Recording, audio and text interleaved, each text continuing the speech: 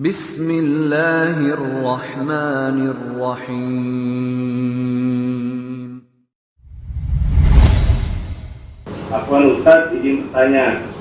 Jika dahulu sebelum kita mengerti akan bahayanya menyakiti lisan dan menyakiti orang lain, lalu kita tidak bisa bertemu dengan orang yang kita sakiti lagi di medsos dan lain-lain untuk meminta maaf, bagaimana kita meminta maafnya Ustaz?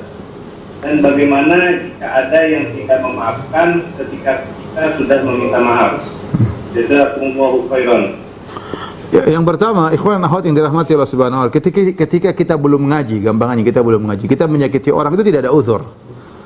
Kapan orang dikasih uzur? Orang dikasih uzur itu kalau dia tidak tahu itu salah.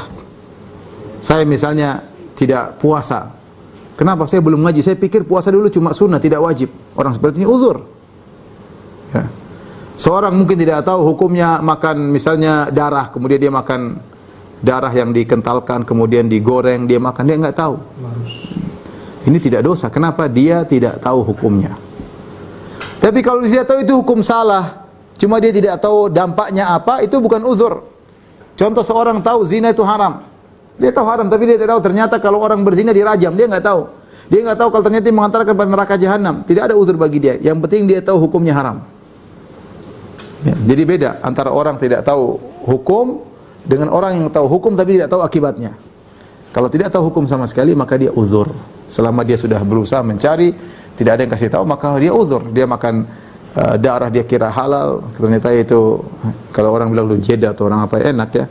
Saya juga dulu pernah makan ya, enggak tahu ya. Enak ternyata haram. Ya sudah mau diapain? Sudah lewat masa lalu ya. Sama mungkin dia apakah meninggalkan sebagian ibadah dia enggak ngerti.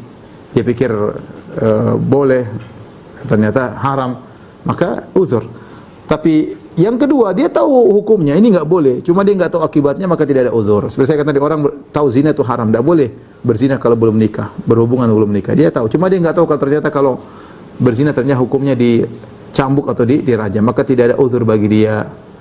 Demikian juga ketika kita belum ngaji, masih di jahiliyah, zaman jahiliyah misalnya. Kita masih jahiliyah, kita ganggu orang. Saya rasa kita semua tahu, hati nurani kita tahu itu enggak boleh. Mungkin kita nyakiti hati orang, kita tahu itu enggak boleh. Cuma enggak tahu dampaknya kalau sampai hari kiamat kita enggak ada. Tapi kita tahu itu enggak bagus. Kita tahu itu perbuatan buruk, menyakiti hati orang. Maka ternyata kita sudah ngaji, kita tahu ini akibatnya buruk. Terus apa yang kita lakukan? Ya akhi ya ukhti, kata Nabi tadi, man kanat lahu madlamatun li akhihi falyatahallalhu minhul jawm. Yang punya kezaliman, berbuat zalim kepada saudaranya, minta dihalalkan sekarang juga. Bagaimana? Cari kabar. Jangan gampang-gampangan masalah ini. Kita enggak tahu kita sakit dia, ternyata pahala salat kita diambil. Kita enggak tahu ternyata pahala zakat kita diambil. Kita enggak tahu ternyata pahala berbakti pada orang tua diambil oleh dia. Maka cari, berusaha sampai kau punya hujah di hadapan Allah. Ya Allah, saya sudah cari, saya enggak dapat. Silakan. Selama kau belum punya hujah, cari sungguh-sungguh. Telusuri orang yang pernah kita sakiti hati tersebut, ya. Meskipun masa lalu. Telusuri, dan insya Allah orang-orang mudah memaafkan. Kita cari-cari, maaf saya temanmu dulu yang gini pernah, mohon maaf saya kirimkan sebagian hadiah buat kamu misalnya, atau saya minta maaf, kata-kata yang bagus, minta maaf. Sudah lega hati ini, lega ya. Saya sini sampaikan ya, suatu kenikmatan yang luar biasa. Sebelum kita meninggal kita dimaafkan oleh orang yang menzalimi, yang kita zalimi. Suatu nikmat yang luar biasa, kita dimaafkan oleh orang yang kita zalimi, ya. Saya pernah menghadapi suatu kasus, ini kasus kenyataan. Ada seorang wanita dizalimi oleh wanita yang lain.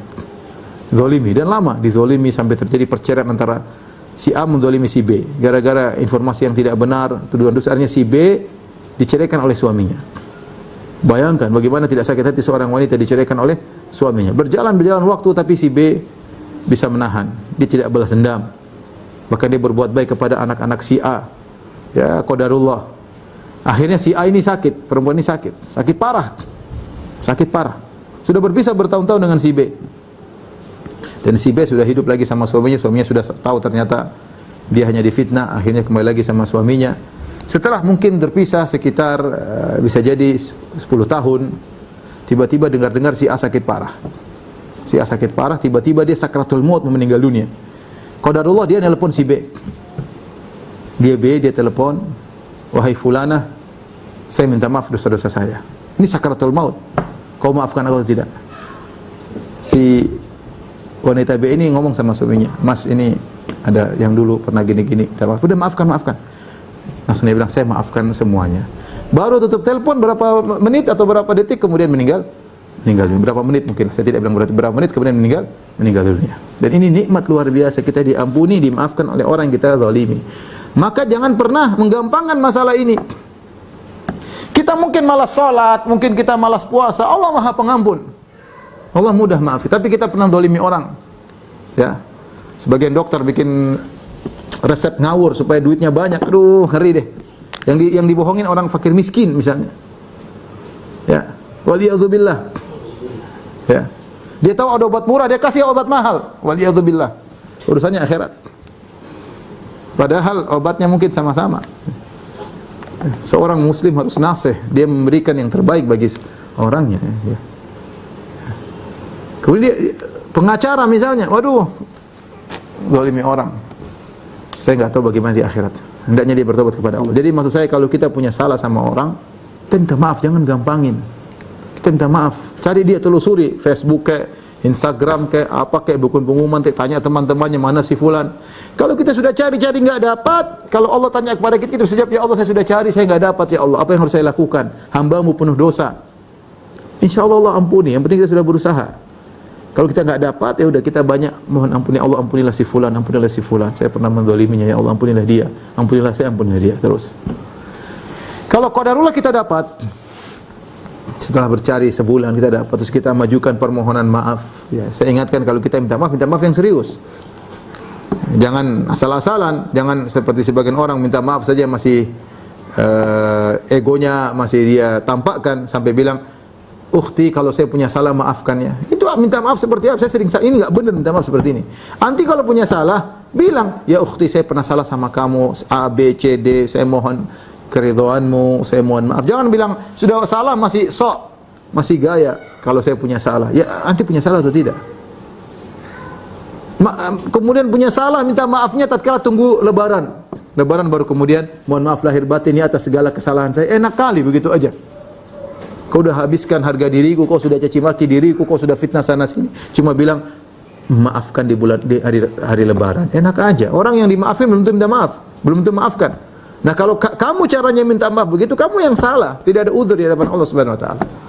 Tapi kalau kita cara yang baik, kita mengakui kesalahan kita tulis dengan kertas atau surat, atau kita WA dengan baik-baik, atau kita telepon, kita datang ke rumahnya, kita bawa hadiah, sudah berusaha, dia tidak maafkan, ya sudahlah, mau diapain? Itu hak dia, dia tidak maafkan, hak dia. Kenapa kita dulu cari masalah sama dia? Serahkan urusan kepada Allah Subhanahu wa taala. Kalau kita benar-benar serius minta maaf, mudah-mudahan Allah mengampuni dosa-dosa kita. Wallahu a'lam bishawab.